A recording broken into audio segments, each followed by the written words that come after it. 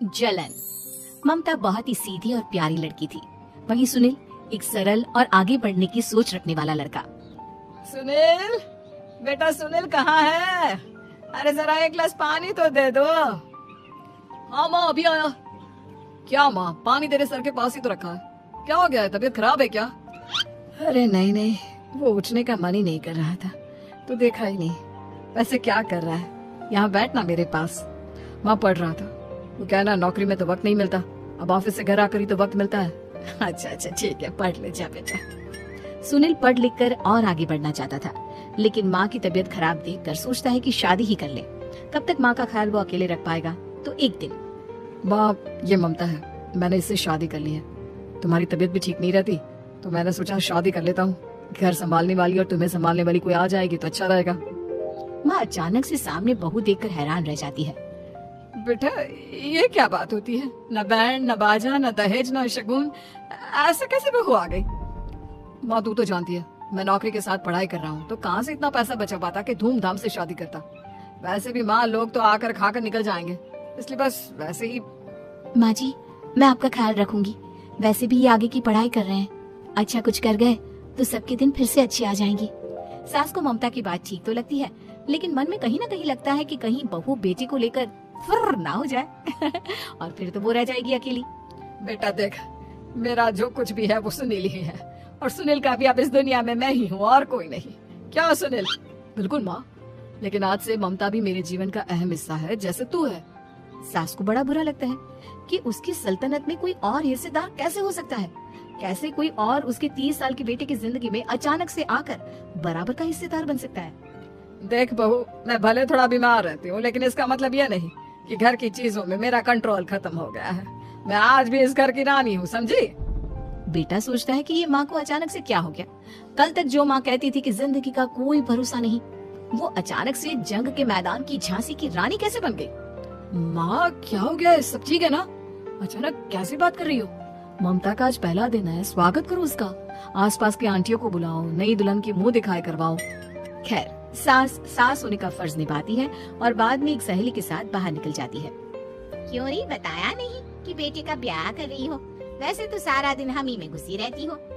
अरे मुझे भी तो अभी पता चला, मुंह अचानक सर पर लेकर आ गया। कहता है बहू है माँ तुम्हारी, अब इसको भी इतना ही मैं प्यार करता हूँ जितना तुझे करता हूँ। लो जी ये क्या बात होगी, क्यों इतना प्यार करता है? अरे माँ का प्यार तो ज्यादा होता है। अब उसको तो कोई दूसरा पति मिल सकता है, लेकिन तुम ही बताओ, क्या माँ की ममता किसी और की हो सकती है? ना जी ना, बेटे को समझाओ ये बात। अरे क्या समझाऊं, मुझे तो खुद ही समझ में नहीं आ रहा कि क्या हो रहा है। जो बेटा कल तक माँ माँ करता था, अचानक से बीवी बीवी का राग आलाप रहा है। देखा, उसकी बीवी ना सुंदर और जवान है, सुंदरता के आगे तो एक से एक नहीं टिके। तो तेरा बेटा किस खेत की मूली है? सास को भी समझ में आ जाता है कि बहू की सुंदरता के आगे माँ का प्यार किसी काम का नहीं। उधर बीवी, ए जी अम्मा जी सहेलियों को छोड़ने गई थी, अभी तक आई नहीं, हम देख आए क्या? अरे रहने दो ना, आ जाएंगी। कहाँ जाएंगी, उनकी आदत है, एक बार जाती है तो पूरी पंचायत खत्म करके ही आती है। अच्छा ही है, खाना वाना खा कर गई होगी। छोड़ो ना, घूमेगी तो खाना पचेगा, नहीं तो ऐसे ही खाट पकड़ लेगी। बहू भी शांत हो जाती है।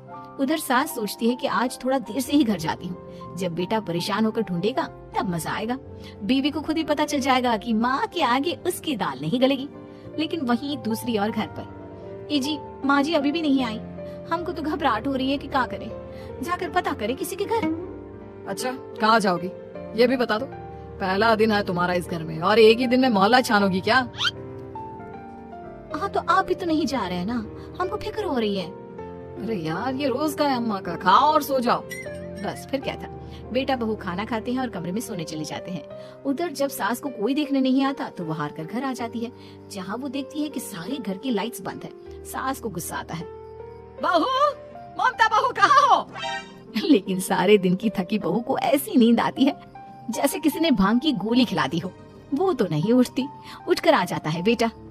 क्या बात है अम्मा, काहे चिल्ला रही हो? अरे सो जाओ ना, सुबह की थकी है बहू, वो सो रही है, जोर से बोलोगी तो नींद खुल जाएगी उसकी।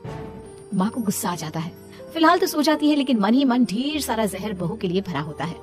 सुबह बहू चाय बना रही होती है कि सास धीरे से गैस तेज कर देती है, जिससे चाय का बर्तन जल जाता है। और जैसे ही बहू चाय का बर्तन उठाती है उसका हाथ जल जाता है। मेरा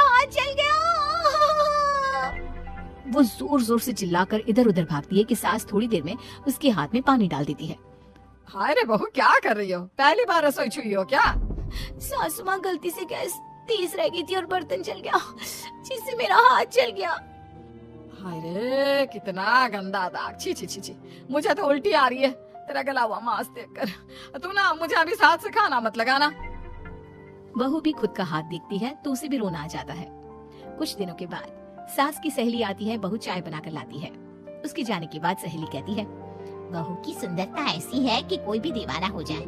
वैसे तेरे बेटे का क्या हाल है? अरे वैसा ही है, बहू के पीछे लट्टू। क्या करूं, कुछ समझ में नहीं आ रहा। मैंने तो बहू के चेहरे पर दिवाली के पटाखे की चक्री फाड़ दी, उसका पूरा चेहरा जल गया। अब देखो ना रही सुंदरता, और ना ही अब मेरा बेटा उसे पूछता है। अरे अब तो वो उसे छोड़कर दूसरे भी देखने को बोल गया है मुझे। बहू सारी बात सुन रही होती है। आंटी, एक बात बताइए, क्या भरोसा है कि दूसरी सही आए और आपके अनुसार रहे? देखिए आंटी, मेरी सासू माँ को गलत बात सिखाने की जरूरत नहीं है। हमारा परिवार साथ में खुशी से रह रहा है। देख बहू, मेरी सहेली की बेइज्जती ना कर, वही अच्छा रहेगा तेरे लिए, समझी? बहू नहीं मानती है। वो बार बार उनकी सहेली को घर से निकल जाने को कहती है। तभी सास की सहेली पास के चूल्हे से लकड़ी लाकर बहू के चेहरे पर लगा देती है। बहू जोर जोर से रोने लगती है। अरे ये क्या कर दिया? मैंने कहा किया, ये तो तूने किया। तू ही नहीं चाहती थी कि बहू बेटे के साथ रहे, भला मैं क्यों करूंगी? मैं तो चली, निपटो अब। बहू रो रही होती है, दर्द से चिल्ला रही होती है, लेकिन सास उसे डॉक्टर के पास नहीं ले जाती। तभी पति आता है। क्या हो गया ममता? ये दाग कैसे लगा? कैसे जली? ममता कुछ नहीं कहती, बस दर्द से करा रही होती है। पति माँ की तरफ देखता है। हो ना हो माँ, ये पक्का आपका काम है। आप ही ममता से जला करती थी ना। देखना माँ, अब पुलिस आएगी, केस बनेगा, लेकिन पहले मैं ममता को अस्पताल लेकर जा रहा हूँ। सभी अस्पताल जाते हैं, जहाँ डॉक्टर ममता की सास से कहते हैं, आपने तो नहीं जलाया ना बहू को?